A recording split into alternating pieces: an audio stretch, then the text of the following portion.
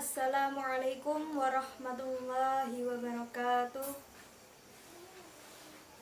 Innal hamdalillah nahmaduhu wa nasta'inuhu wa nastaghfiruhu wa na'udzu billahi min syururi anfusina wa min sayyiati a'malina. May yahdihillahu fala mudhillalah wa may yudlil fala hadiyalah. Wa asyhadu an la ilaha illallah wahdahu la syarikalah wa asyhadu anna Muhammadan abduhu wa rasuluh. Amma ba'd. Kepada Bapak Zainal Muttaqin selaku dosen pembimbing mata kuliah hadis tematik yang saya hormati, dan juga teman-teman yang saya sayangi, pertama-tama marilah kita panjatkan puji syukur kehadirat Allah Subhanahu wa taala yang telah melimpahkan rahmat, nikmat, taufik serta hidayahnya, dan juga telah memberikan kesehatan bagi kita semua sehingga kita bisa melakukan kegiatan aktivitas sehari-hari, dan juga kita bisa melakukan ujian akhir semester. Meskipun ujian ini melalui daring. Tak lupa salawat serta salam semoga tetap tercurahkan kepada Nabi Agung Nabi Muhammad SAW yang kita harapkan syafaatnya kelak di yaumil qiyamah. Alhamdulillahirabbil alamin. Sampai saat ini kita masih diberikan panjang umur. Semoga kita selalu diberikan kebaikan dan juga bisa berbuat kebaikan kepada orang lain, baik kepada bapak ibu, tetangga, dan bahkan seorang pelayan. Dalam hal ini saya mengambil dari sikap kasih sayang Nabi Muhammad SAW kepada orang yang memiliki kelemahan fisik, yaitu para pelayan dan hamba sahaya. Kata-kata dan sikap Rasulullah SAW dalam hal ini tidak terbayangkan dalam kalangan manusia. Rasulullah SAW telah mengungkapkan kecintaannya kepada pelayan dan hamba sahaya. Beliau bersabda, mereka adalah saudara-saudaramu dan pelayanmu. Allah menjadikan mereka di bawah kekuasaanmu. Barang siapa yang saudaranya berada di bawah kekuasaannya, hendaklah ia memberi dari apa yang ia makan dan memberi pakaian seperti apa yang ia pakai. Jangan beri mereka beban yang dapat melemahkan mereka. Kalau kalian memberi mereka beban, maka bantulah mereka.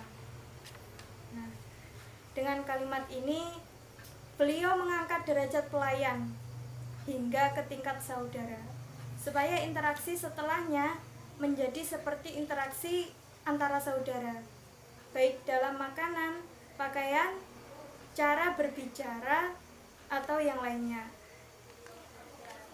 Allah Subhanahu wa taala mengangkat suatu kaum dari kaum lainnya bukan untuk memuliakan suatu kaum dan merendahkan yang lainnya. Maksudnya adalah untuk menguji dua belah pihak. Seorang majikan tidak pernah memilih untuk terlahir sebagai majikan, sebagaimana seorang hamba juga tidak pernah memilih untuk menjadi hamba sahaya. Oleh karena itu, tidak ada alasan lagi bagi seorang majikan untuk berlaku sombong di hadapan pelayannya, karena ia tetap saudaranya. Bisa jadi keadaan akan berbalik, majikan menjadi pembantu dan pembantu menjadi majikan. Bagaimana kalian ingin diperlakukan oleh orang lain, berlakulah seperti itu kepada mereka. Mereka adalah saudara-saudaramu dan pelayanmu.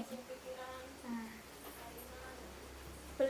mengulangi makna yang terkandung di dalamnya agar tidak ada yang mengira bahwa hal ini adalah sesuatu yang berlebihan. Beliau bersabda, "Barang siapa yang saudaranya berada dalam kekuasaannya, beri dia makan sebagaimana yang ia makan. Beri dia pakaian sebagaimana yang ia pakai. Jangan bebani mereka dengan sesuatu yang melemahkan mereka. Kalau kamu memberi mereka beban, maka bantulah mereka." Rasulullah bersabda, "Barang siapa yang menampar atau memukul hamba sahayanya, maka kafarahnya adalah memerdekakannya." Dalam sebuah kesempatan terbukti bahwa ucapan ini ada wujudnya dalam realita kehidupan manusia. Abu Mas'ud Al-Ansari bercerita, "Aku pernah memukul hamba sahayaku. Tiba-tiba aku mendengar suara di belakangku. Ketahuilah wahai Abu Mas'ud, bahwa Allah lebih berkuasa kepadamu daripada kuasamu kepadanya."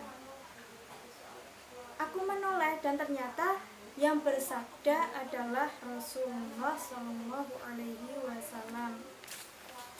Aku berkata, "Wahai Rasulullah, hamba sahaya ini merdeka karena Allah." Beliau bersabda, "Seandainya kamu tidak memerdekakannya, maka kamu akan disentuh api neraka."